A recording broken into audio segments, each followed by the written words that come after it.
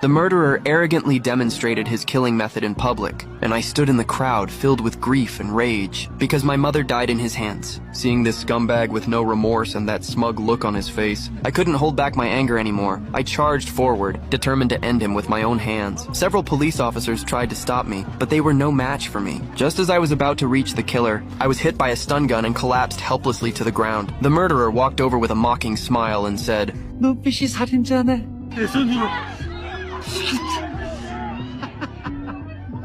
너한테까지 손상 걸지 모르겠다. Watching all this from the crowd, John froze. He saw the same pain he once had, the pain of losing someone he loved. Only those who lived through it would understand. Since Korea has no death penalty, even the worst criminals eventually walk free through loopholes. No matter how heartbroken the families are, all they can do is silently endure their loss. So John spent 20 years building a revenge base, created specifically to punish those who escaped the law. He named the team the Revenge Taxi. The members included Lisa, the hacking expert, Mark and Jim, the mechanics, and John, the mastermind behind it all. Now they only needed one thing: a highly skilled driver. After seeing my skills earlier that day, John was instantly interested. That night, he pulled up my records. Turned out, I was a retired Special Forces soldier, exactly the kind of talent the team needed. After learning my background, John approached me without hesitation and handed me a taxi driver's card, inviting me to join the Revenge Taxi and bring justice to those above the law. At that moment, I was burning with anger from being unable to avenge my mother, so I agreed right away. My first mission was a rapist who should have received life in prison, but walked free by claiming mental illness. The crowd protested with signs, but nothing changed, so they threw garbage at him in frustration. That only provoked his true nature. The criminal who acted so humble in public showed his real face the moment he got into the car. But he would never act arrogant again because he was sitting in my model taxi. At the intersection, I made a perfect drift and turned into a side road. Jim had already blocked the reporters, pretending his car had stalled. The criminal, thinking I'd shaken the reporters off, looked pleased until he realized something was wrong. I was driving him in the opposite direction. He yelled at me, demanding to know where we were going. When I didn't answer, he pulled off his belt and tried to choke me, but I knocked him out with one punch. Too scared to get close, he resorted to kicking the seat. I pulled out a tranquilizer dart and jabbed it into his body. Then I drove into a tunnel. Up ahead, another taxi appeared. I hit the booster, sped past it, and made a sharp drift to line up beside it. I handed the criminal's ankle monitor and luggage to John, then pulled into the tunnel service area. Mark moved quickly, peeling off the car decals, removing the taxi light. I hit a switch inside. The emblems folded away, and the license plate flipped. In seconds, the model taxi became a private sedan. We drove right past the reporters as if nothing had happened. And just like that, this monstrous criminal vanished from the public eye forever.